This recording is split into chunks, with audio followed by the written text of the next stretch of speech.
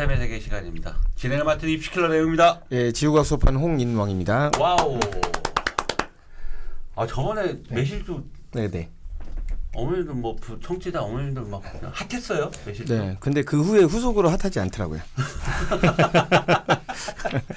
요번에 뭐 분석지도 육모 분석 네네.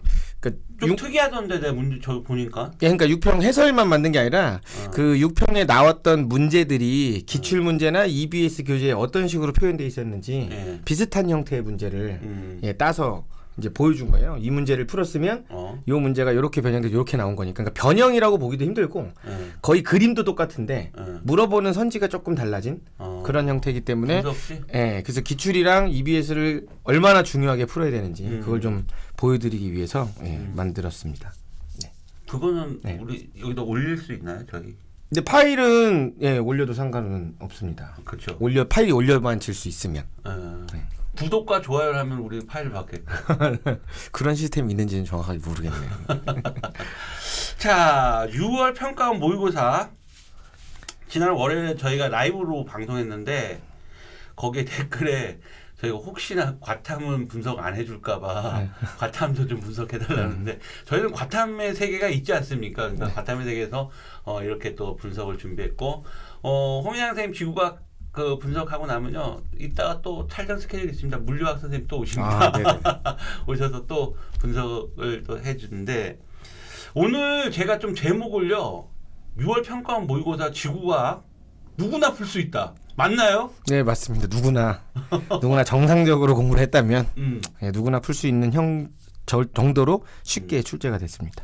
지금 1컷 47 EBS 기준으로 47 정도 나와 있는 상태고. 네네네. 그다음에 2등급은 뭐 43점 이 정도 나왔으면 굉장히 진짜 무난하게 푼 문제들이었던 것 같은데. 예, 그러니까 근데 지구과학은 작년에도 그랬어요. 작년에도 6평, 9평은 쉬웠어요. 1등급 컷이 47이었어요. 작년에도.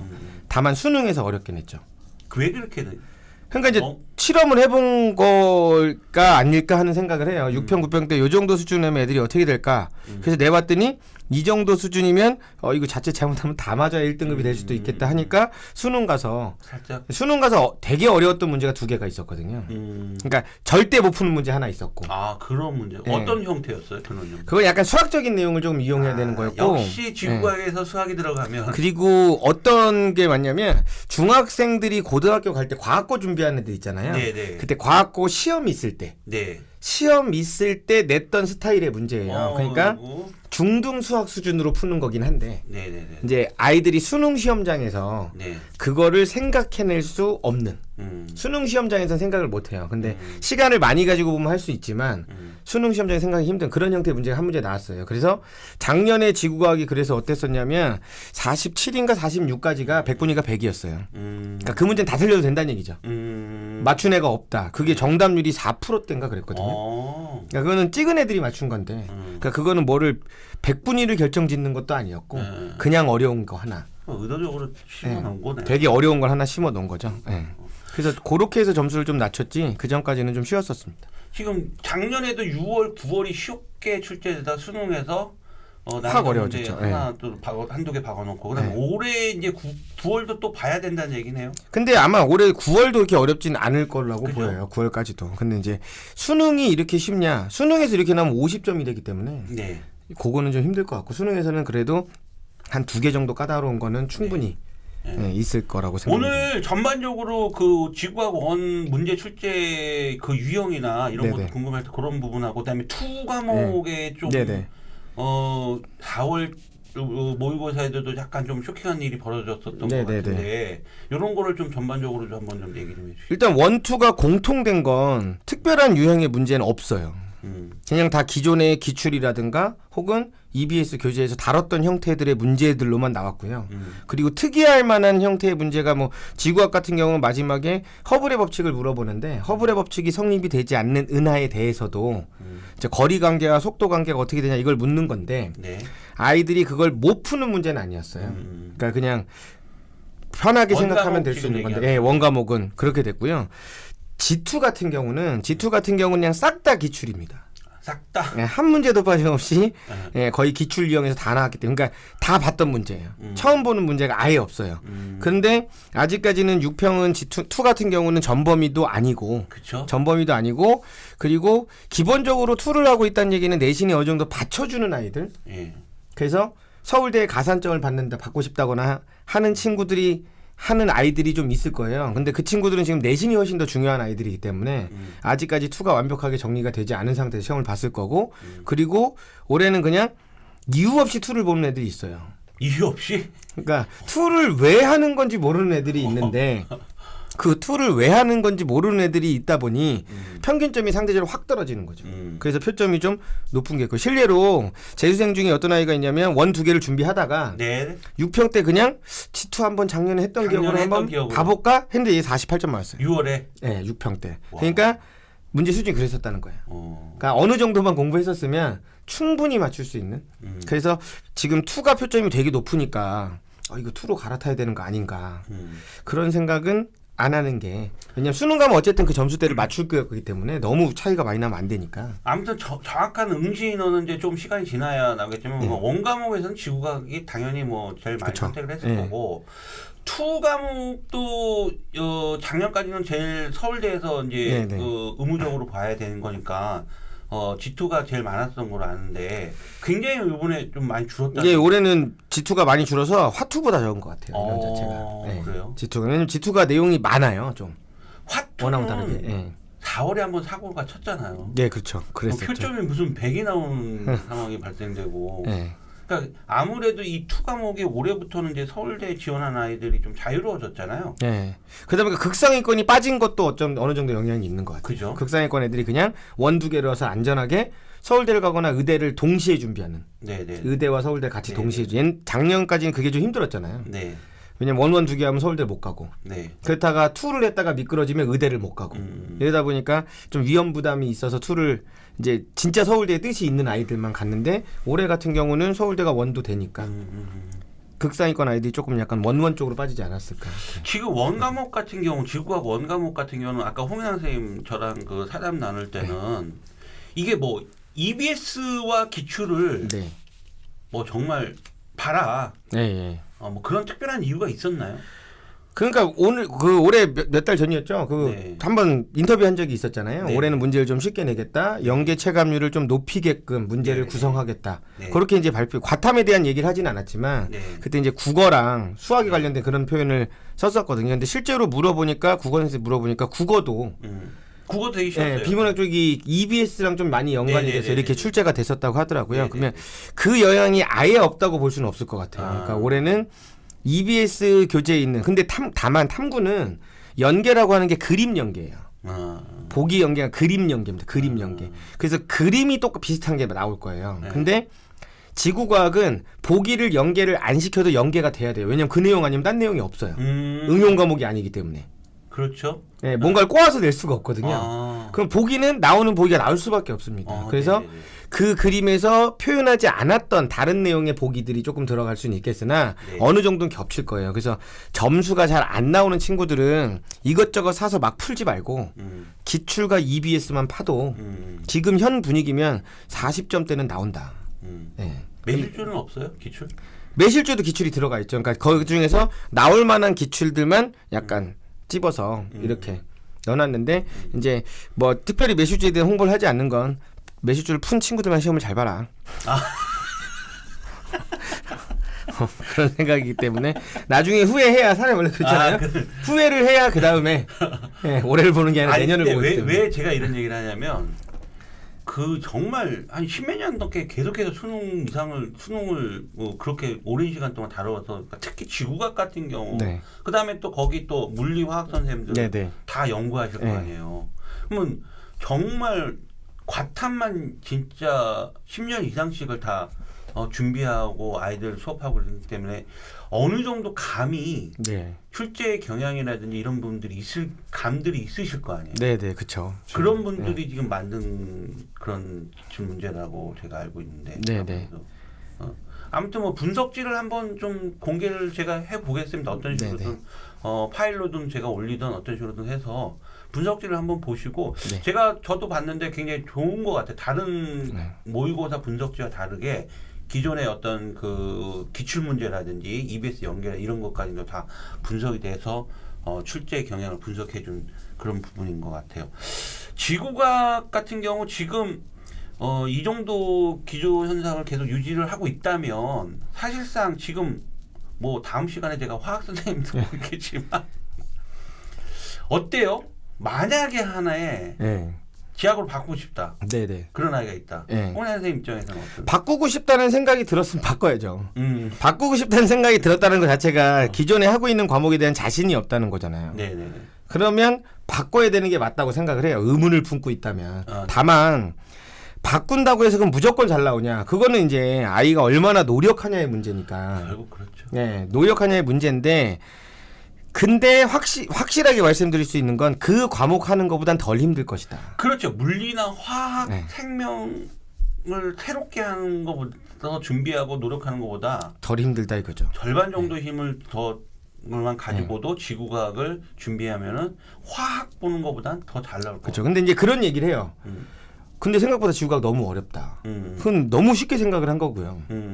생각보다 어렵다는 얘기는 기본적으로 지구과학이 다른 과목보다는 외울 게 많아요. 그건 사실이니까. 그러니까 어느 정도 암기가 돼야 문제를 풀 수 있는데 아이들이 자꾸 이과적인 성향이 강한 친구들은 외우지 않고 자꾸 추론하려고 그래요. 그냥 문제를. 외우지 않고 풀 수 없는 문제들이 훨씬 많아요. 다른 과목보다.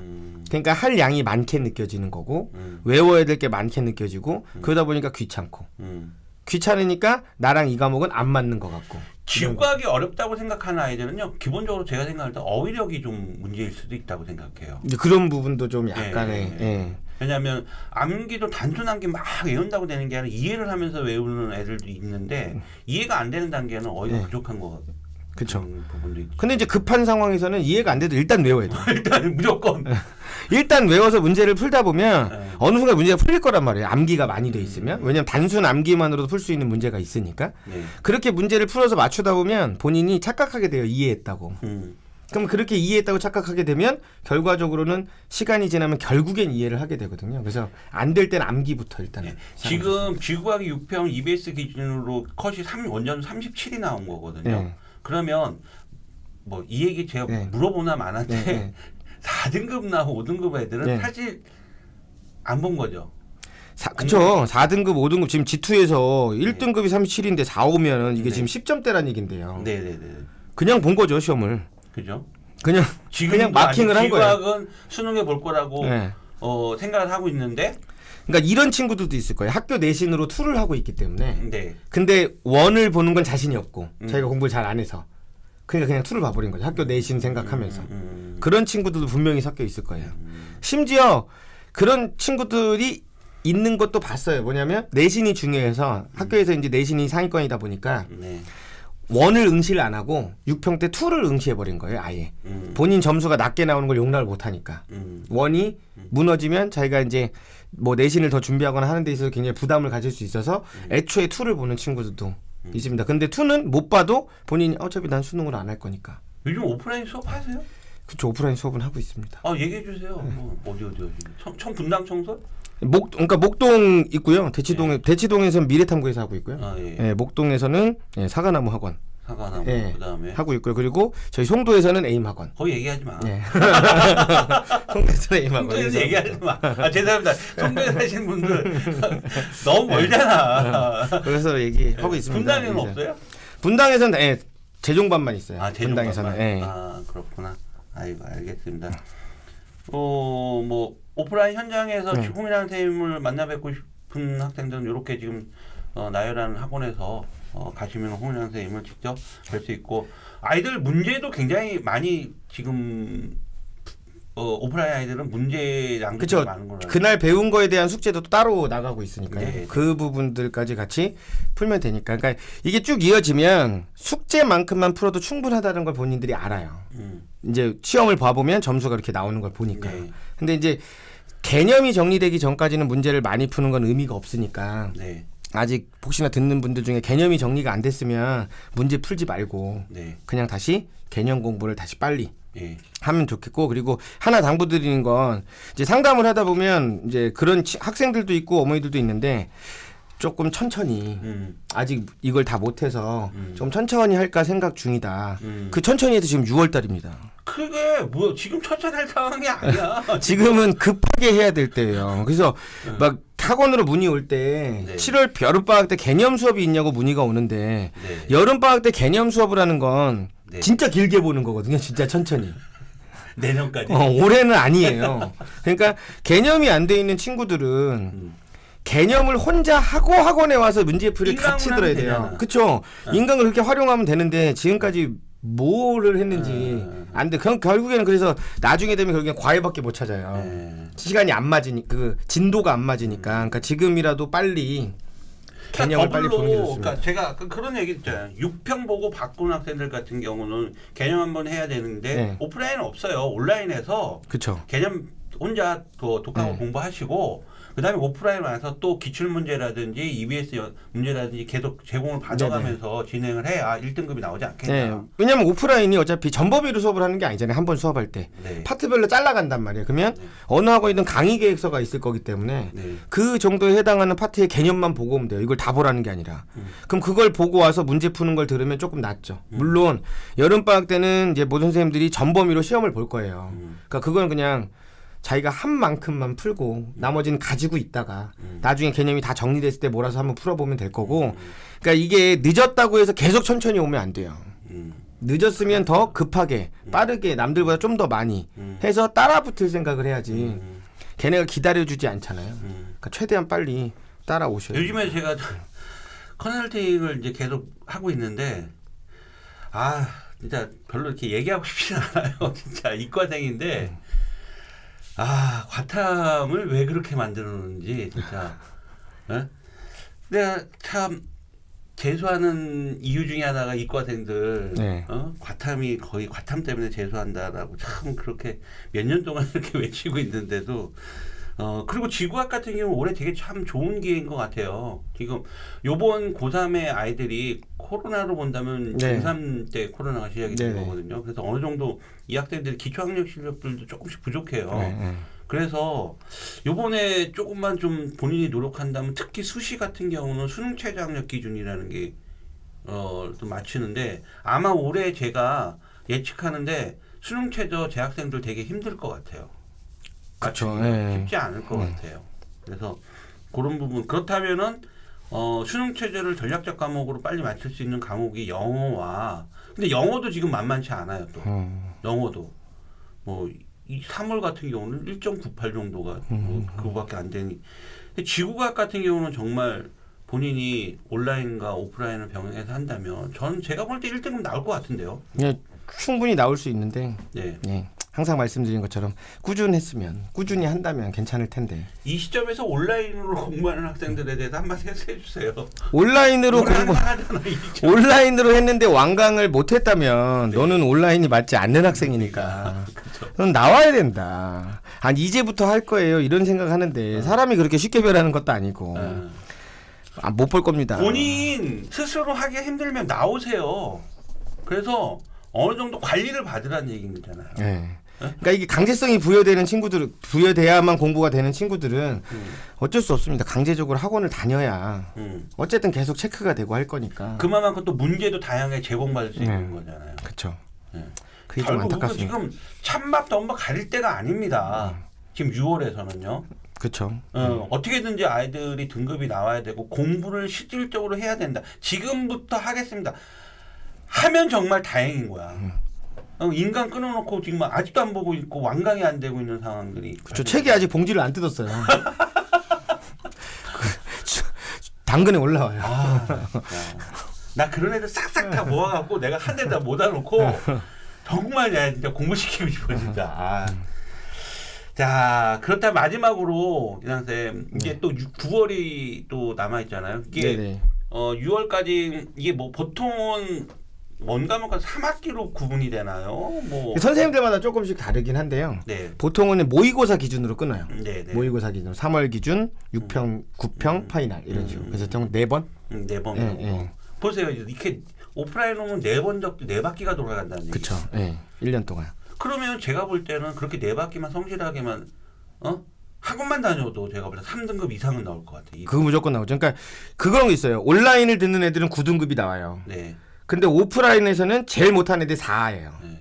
오프라인에서는 네. 똑같은 애를 갖다 놓고 해도 그러니까 온라인은 9가 나오고 오프라인은 그렇지 않다는 거거든요. 네. 그러니까 오프라인에 나오면 어쨌든 강제적으로 관리를 하기 때문에 그죠? 9 이런 숫자는 안 나옵니다. 왠지 우리 오늘 또 괜히 또 이 얘기 또 학원 사교육 조정한다는 느낌인데 이건 현실이잖아요. 그렇죠. 이거 뭐 학원을 떠나서 지금 보세요. 잘 보세요. 온라인을 끊어놓고 있는 학생들 어머니들 한번 체크 한번 해보세요. 근데 온라인도 사교육이에요. 그렇죠. 공교육은 아니야 그것도. 그렇구나. 사교육이구나 그거도. 네. 그런데 온라인을 하고 오프라인을 했을 때 온라인 같은 경우는 정말 웬만한 의지력을 가지지 않은 학생이면 쉽지 않다는 얘기인 거죠. 그렇죠. 그러니까 그게 약한 학생들은 나오란 얘기예요. 어차피 사교육이라면 온라인도 사교육, 오프라인도 사교육 좋은 말도 해주셨는데 그렇다면 나와서 하시라는 얘기야. 나와서. 그래서 아무튼 좀 지구학은 9월 달까지 또 남아 있으니까 네네. 좀 9월에도 다시 한번 또 점검을 할 수 있는 네네. 그런 시간을 좀 가졌으면 좋겠어요. 코는 다 나으셨어요? 이제 제가 원래 이제 6편 끝나고 바로 했어야 되는데 제가 야구하다가 야구공에 맞아서 코뼈가 부러지는 바람에 수술을 하는 바람에 수술하셨어 수술. 아이고 참 야구 되게 좋아해요. 근데 야구를 못 하는 것 같아요. 아니 그날따라 몸이 가벼워서 잡을 수 없는 타구를 따라가다가 글러브로 공을 막아야지 왜 코로 공을 막습니까? 네? 그날 너무 날쌔었습니다. 후보예요? 아닙니다. 거기 팀 어딘지 좀 심각하네. 그리고 또 오해하실까봐 생명과학 선생님이랑 항상 같이 나오다가 어느 순간부터 저 혼자 나오고 있는데 스케줄이 안 맞아서 싸운 거 아닙니다. 저 야구공 맞을 때 같은 팀에 변동민 선생님이 있었습니다. 변동민 선생님 모시겠습니다. 변동민 선생님도 무조건 찍어야 됩니다. 평은 무조건 생명과학 찍어야 되니까 변동민 선생님도 같이 한번 모시고 생명과학도 궁금하신 분들 많이 계시니까 분명히 찍겠습니다. 변동민 선생님. 저 생명과학도 분석해 드리도록 하겠습니다. 자, 또 앞으로 국평 전에도 한 몇 번 좀 더 나와서 아이들 저 지구과 관련해서 좀 좋은 정보 좀 그다음에 문제라든지 이런 거 좀 잘 많이 좀 도와주셨으면 좋겠습니다. 오늘 또 귀한 시간 내 주셔서 감사드리고요. 그래도 다행히 오늘은 그 수술이 좀 잘 돼서 많이 좀 붓기가 가라진 상태에서 오셔서 천만다행입니다. 예, 다음 시간에 또 찾아뵙도록 하겠습니다. 수고하셨습니다. 네.